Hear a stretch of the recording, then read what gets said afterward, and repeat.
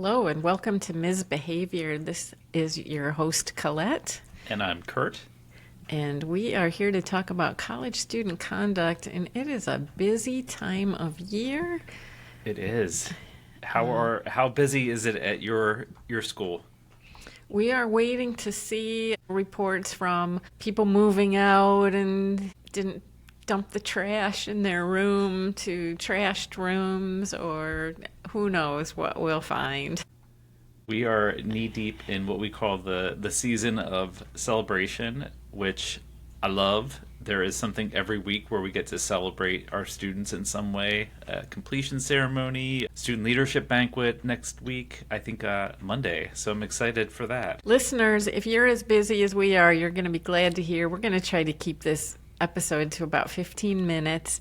And we really sincerely want to make a plea. We have some new technology now attached to our podcast. In the podcast notes, there's a link where you can text us a note, or even better, you could do a 1-minute voicemail to us. I love that we've stepped up the tech game here. Who's our producer? Who's doing all this in the background? It's some hack named Colette Shaw. Yep. I think you are landing on a full second career here of just podcast producer. You know it all. Kurt, it's turning into a second career. The more I learn, the more time it takes. It's funny because in my family and generally my universe, I am the tech savvy one, and I look at this and I think it would be really interesting to learn how to do all this, but I worry that I would become obsessed with it. The AI will get better. I mean, I assume eventually that we can just plug a concept in and AI you and AI me will talk about it ad nauseum. Yeah. Maybe they'll have a better outfit. My collar's doing something weird here. You look fabulous. I'm sporting my Buffalo Sabres. We broke the 14-year playoff drought, and we are in the playoffs, at least as of the recording of this. And we have to play the team in the city that I work in, Boston. Oh. And if you are a good Buffalo fan, you know you hate Boston, you hate New England. So I'm learning to open my heart, just like we talk about in student conduct practice.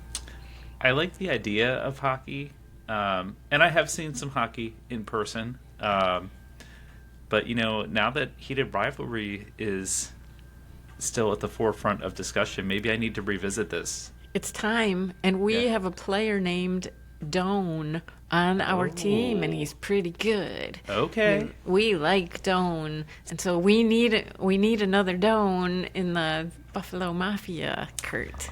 I don't know if I ever told you this. I would say about once a year, somebody will send me an article about the Doan Gang. Have you heard of this? No. So I have relatives from the 1800s that were outlaws. Like bank robber kind of people, and infamous in the Philadelphia area. So I know we talk about how rulesy I am, but I do come from a long line of, is it rapscallions? Yeah. We have a neighbor across the street, and her claim to fame is that she's like a great-great-grand niece of John Wilkes Booth. Oh, wow. Okay. And it's like this point of pride, which makes us a little uncomfortable. Yeah. But she went on one of those national genealogy shows, and they tested her blood, they tested the Booths, and she is not. Oh, okay. And yeah, if she meets a new person, it's part of her intro that, and did you know I'm a Booth? So, and now that part of her identity is just snatched from her? No, she's not letting it go. Oh, okay. Even though she has been genetically disproven. Yep. So that's funny because I work not so far from the house where I think he lived. Oh, wow. Which I didn't know until I think this year. Somebody said, "Oh, that's the Booth house." Wow. I had no idea. So, loyal listeners or new listeners, if you're wondering, I thought this was a college student conduct podcast. We do bring our whole selves to this work, don't we, folks? But also, I think there is a theme in here about students, and sometimes their misconduct can be a point of pride. When do our practices make misconduct more exciting, more alluring to students instead of having the purpose of what we sometimes say changing behavior? So in my neighbor's case, it's exciting for her to be attached to fame, notoriety. And I meet students sometimes and I think if I am not careful here, I am just going to add to the excitement that they've got another story to tell about the nice lady they met with, that they fooled with their story, or she's not going to tell me what to do. You might end up in a TikTok. And maybe rightfully so. Like I think that's something that we all think about, and I would love folks' ideas on this of how do you walk that line without condoning behavior? What did our guest last week say? He had a quote by Napoleon: brute force never made anything better. Yeah, it was something like that. My takeaway was that, providing additional structure and pressure doesn't necessarily result in the thing that we want it to. Compliance isn't learning. It is. You're just getting, a short-term fix for what may be a long-term problem. And I've been thinking lately about this myth that if we're nice to students, that we are going to make things worse. And I really do think that is a myth. That, it looks like your wheels are turning. Yeah, it makes me think of the whole they need to pull themselves up by their bootstraps. It's almost like hazing. Like, I had it rough, so I'm going to make sure that they know what it's like out in the real world. I'm going to bring the real world inside to the college. You can't get away with this. Well, sure you can. We have lots of national and international examples of rich people who can afford good lawyers who get away with all kinds of stuff. Yes. Or never even have to be held accountable for it. So what's an example that you think is often cited when you're thinking of this, that we're too nice to students? Because I feel like I see the opposite. There was a case this year that I heard about at a school where students were stealing directional signs in a building. And it was a lot, and it was expensive, and it was causing damage. It wasn't great.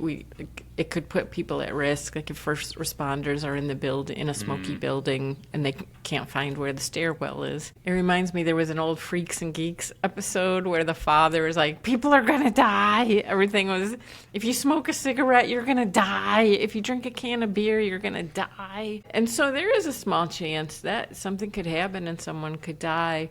But I really wanted to get my hands on that case because I think niceness is the way in. Finding a couple students like, hey, what's the sign thing about? Mm-hmm. There are like 60 signs missing.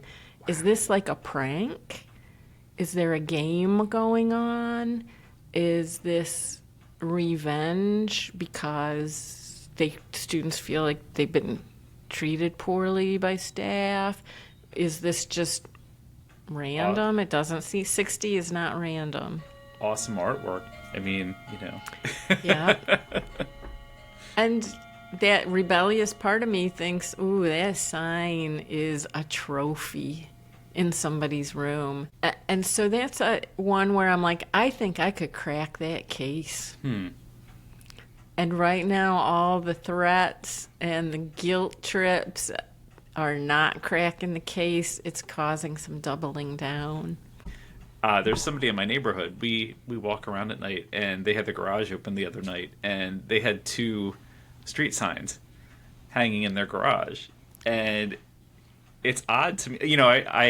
I think about when I was in college. There were the guys down the hall had a bunch of signs from, no parking, and somebody stole a stop sign. Makes sense in college. These are adults who own houses that are doing it, Right. and it makes me wonder, like, what's the point? Yeah. I guess now that you say that, downstairs in my basement, my husband, and he swears he found it, like they were changing out the street signs where he lived, and he wanted one of those. And so he still has like a childhood street sign, which for me feels different than a stop sign where somebody Right. could get T-boned, somebody's going to die. But that's a conversation I would love to have with a student, Yeah. because I'm positive that's not their intent when they take the sign. No. I mean, I would hope not. I'm sure there's a sociopath in every crowd that is maybe Yeah. trying to cause chaos. But yeah, I do wonder about colleagues who think, that folks are too nice to students, or that having that conversation in a constructive way is being nice versus trying to come to a productive outcome. Yeah. And I think about long-term outcomes versus short-term outcomes. I think when you use threats, you might get some compliance at the start out of fear. But I'm thinking about some posts I've seen recently from Dr. Tony Miller at Old Dominion University, where he's been posting on his social media regrets that he has about sanctions that he's given that hurt students in the long term. And definitely it hurt the relationship, it hurt retention. So there's a lot that goes into the calculus of those decisions. I'm thinking about some of our recent guests, and I really have been pondering some of my takeaways from those episodes, which were about creating environments where students succeed, but truly succeed. Not success as in we're going to get them to do what we want them to do, but that we are trying to create an environment where they learn who they are and how they are going to navigate through the world. I think about how we have things set up on campus. I think one of the ongoing discussions at our school is, are we a student-ready campus, or are we trying to make sure that students are college-ready? And the distinction being, I think some people can take that to the extreme, that if we want students to be college-ready, that they come in with, they know how to do math, they know how to do English, they understand implicitly what we mean and how to navigate through our systems. They don't need our help to do that. And the reality is that college is confusing, even for people who have parents who went to college. And part of our role as folks who work at colleges should be to help students navigate that and make it, I don't want to say easy, but help them navigate, help them learn how to navigate on their own. To me, that's not being nice. That's doing the work of a student affairs professional. I've heard recently in some national roundtables about the letter templates that we use to invite students to meetings. And like, can we make them nicer? Can we make them more easy to understand? And I'm hearing people say, well, we don't necessarily need them to be nice because the real world isn't nice, and we're preparing students for the real world. And that infuriates me, because I'd like to take what you're saying about success, not just success for the student individually, but for them to make the world better for other people. I want those students to experience something where they're like, oh, this doesn't have to be confusing. This doesn't have to be nasty. There can be a better way. And I want them to go out and change the things that are broken, not just prepare them like, yeah, it's broken. Yeah. Deal with it. They're going to be the people making decisions. They're going to be our bosses. There is, I think, in the past decade, just this growing sense of people accepting this malignant form of discompassion. Just that they seem to take joy in cruelty. And I think it is, to me, it entered the narrative through our national politics. And I think it's trickling down into almost every aspect of life. And, my hope is that we can stave that off in higher education, that there is a, proverbial gate at the front that keeps that from happening. But it's difficult to navigate just as a person out in the world. And our students are navigating through that too. So to me, it's not necessarily being nice to create an environment on campus where they can put that to the side and learn. It is creating an optimal learning environment. It's taking that piece of the conversation away for a little bit so that they can get their bearings and figure out who they are and learn, hopefully a living wage skill, and go back out in the world and make it a better place. It's like the Real Housewives of something, Everybody's ready for a fight. Boom. We're going to have a fight. Yeah. So as we are all wrapping up our school years, and there's always this dream of the magic summer. Over the summer, we're going to change everything and make it better for the next year.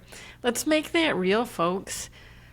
Text in to us or send us a voicemail. Like, what are some things you're going to do this summer to just welcome reflection, welcome learning, welcome success, retention? And it's not hard. Some of these things are so easy. I like the reflection piece. I like that. So you mentioned that we have some great technology. So maybe folks can write it in and tell us about what's something that's going on in their college that maybe is more negative than they want. That's great, because innovation starts with what's Spill the broken. tea. What's happening? Yeah, spill it. What's ready for innovation? And let's really use our imaginations this summer. And I have a feeling we're going to have themes around imagination as people are doing staff retreats, re-looking at materials, reinventing themselves. It's exciting times. Love it. All right. Thanks, Kurt. Thank you.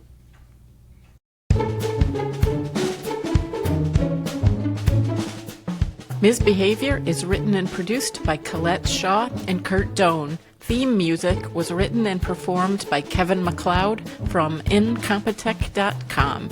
You can contact Ms. Behavior at msbehaviorcollege@gmail.com. That's msbehaviorcollege@gmail.com.